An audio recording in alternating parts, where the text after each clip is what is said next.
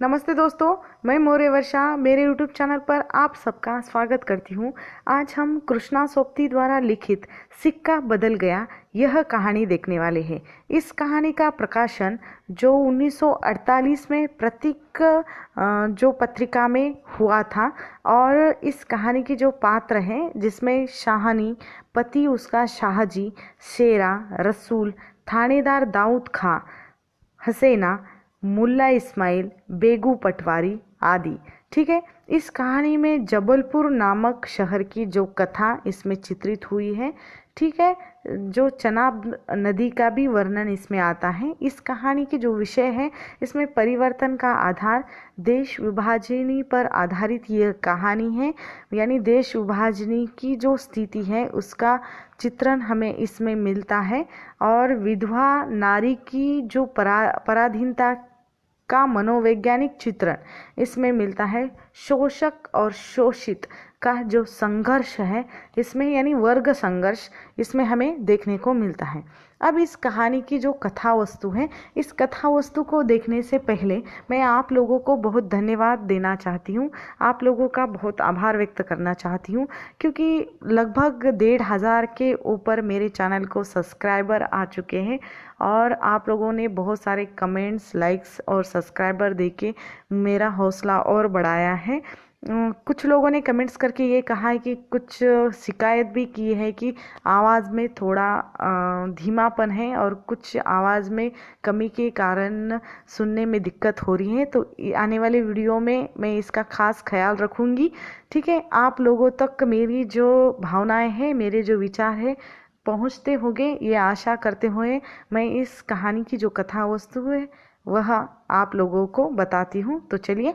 सिक्का बदल गया एक विधवा नारी की पराधीनता तथा विवशता एवं शोषित वर्ग के बदलते सामाजिक मानदंडों का एक सफल चित्रण है। प्रस्तुत कहानी देश विभाजन की पृष्ठभूमि में लिखी गई है। सत्ता परिवर्तन मानव को नहीं देखता, देखता है तो केवल सिक्के को। ऐसा इस कहानी के माध्यम से हमें देखने को मिलता है।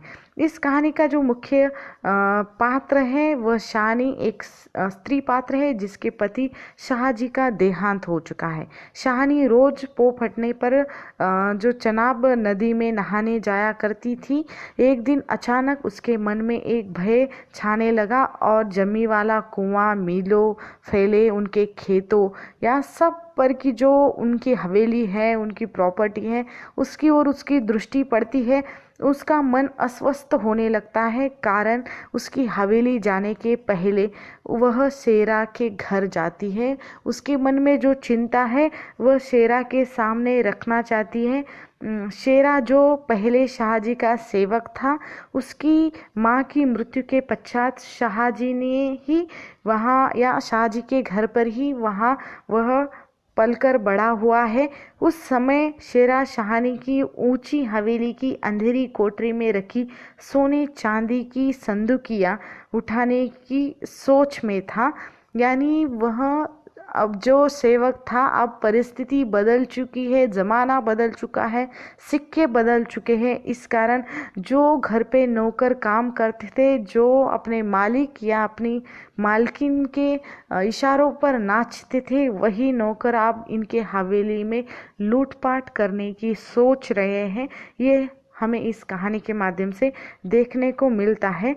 और इसीलिए जो स्नेह का पर्दा डालकर वह शाहनी से कुशलता पूर्वक पहुंचाता है। शाहनी उसके सम्मुख यह शंका रखती है कि पिछली रात कल्लू वालों के लोग यहाँ आ गए होंगे।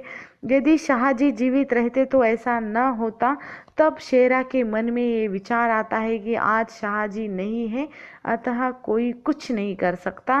पहले गांव के पीड़ित जो असामी वाले से वह सूद वसूल करता था, और सूद वसूल करके ही शाहजी ने सोने की बोरियां भरी थी। आज वही लोग इसका बदला ले रहे हैं। शेरा शाहनी को घर तक छोड़ने आता है, शाहनी के साथ चलता तो है, पर भी उसके मन में वह इधर उधर देखता है, क्योंकि उनमें उसके मन में डर है कहीं कि कोई देख न ले। और वह पहुंचा तो घर छोड़ तो आता है, शाहनी के साथ चलते चलते भी वह डरा हुआ है, और कहीं कोई देख न ले यही उसको डर है। शाहनी की बड़ी जो हवेली को लूटने के लिए बाहर पूरा गांव खड़ा है। बीती रात ही इस बड़ी हवेली की लूट लेने की जो बात तय हुई थी और शाहनी ने सब कुछ ये बात सुनी थी। उसके मन में या उसके लोगों की जो बातें उसने सुनी थी, किंतु सब जानकर भी वह अनजानों जैसे व्यवहार कर रही थी, अनजान बनी हुई थी। क्योंकि आज वह दिन या बात नहीं रही है जब वह रानी या मालकिन थी और उसका रवैया अलग होता था। रसूली के सूचित करने पर कि ट्रकें आ गई है और ट्रकें आने के बाद सब उसकी योजना के अनुसार, यानी उन गांव वालों के योजना अनुसार उस हवेली को छोड़कर चले जाने की जो बात अब शाहनी पर आई है। और शाहनी किसी को बुरा भला न कहकर किसी पर भी जो दोषारोपण नहीं करती और हवेली से बाहर निकलती है। थानेदार दाऊद खां उसके पास आकर कहता है कि हवेली छोड़ने से पहले अगर साथ में कुछ सोना चांदी ले जाना चाहती तो ले जाए, किंतु शाहनी अपनी ही संपत्ति में से सोना चांदी पैसा कुछ भी लेकर चलने से इनकार करती है। वहाँ खड़े सारे लोग जो कभी उसके इशारों पर नाचते थे, जिन्हें कभी उसने अपने नातेदारों से कम नहीं समझा था, आज उनमें से कोई उसका अपना नहीं है। आज उन गाँव वालों के भीड़ के बीच वह बिल्कुल अकेली है। बेगू पटवारी, मुल्ला इस्माइल जैसे लोग शाहनी के पास खड़े होकर भी उससे नजरें मिला नहीं पाते, यानी नजरें नहीं मिला पा रहे हैं। शेरा आकर कहता है कि बहुत देर हो रही है। यह सुनकर शाहनी चौंक पड़ती है कि उसके ही मन आहत उसका हो जाता है और वो कहती है कि अब किस समय वह इस हवेली की एक समय वह मालकिन हुआ करती थी, रानी हुआ करती थी, आज उसे अपने ही घर में देर हो रही है। आंखों के जो उसके आंसू है टपकने लगते हैं। अपने आंखों के आंसू पोंछते हुए वह दीर्घ सांस लेते हुए हवेली को छोड़ती है, हवेली से बाहर निकलती है और भीगे पलकों से हवेली की जो कुल वधुएं हैं आज अंतिम दर्शन कर प्रणाम करते हुए वह बाहर निकल जाती है। शाहनी टर्क की ओर चल देता है और उसका बड़ा सा भवन यानी बड़ी सी हवेली पीछे छूट जाती है। सच पलट जाने पर जो लोग बूढ़ी जो शाहनी है, निशा है, उसके साथ कोई नहीं है। उसका जो जवान बेटा था, पढ़ा लिखा बेटा, वो भी अब नहीं रह चुका है।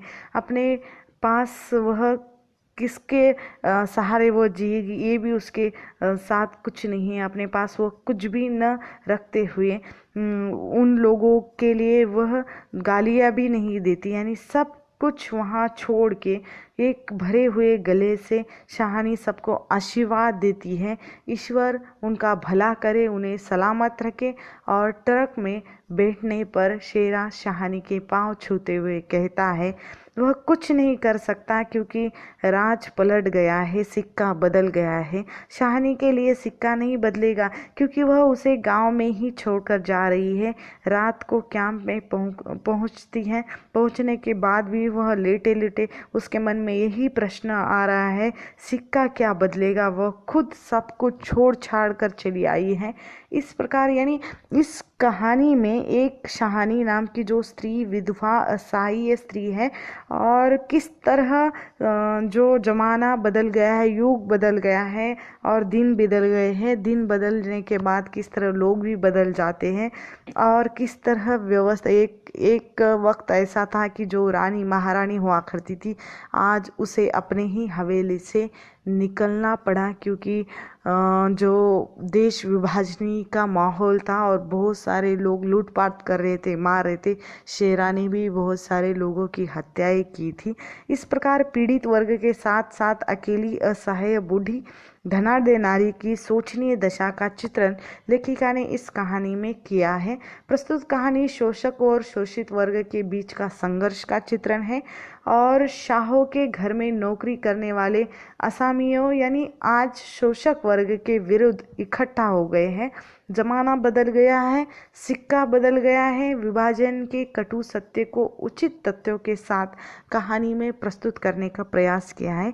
यानी एक स्त्री की या एक बूढ़ी विधवा स्त्री की मनोदशा का भी चित्रण हमें इस कहानी के माध्यम से देखने को मिलता है। यानी वक्त एक जैसा कभी भी नहीं रहता है, उसी तरह यह कहानी का भी वक्त बदल चुका है। ठीक है, धन्यवाद।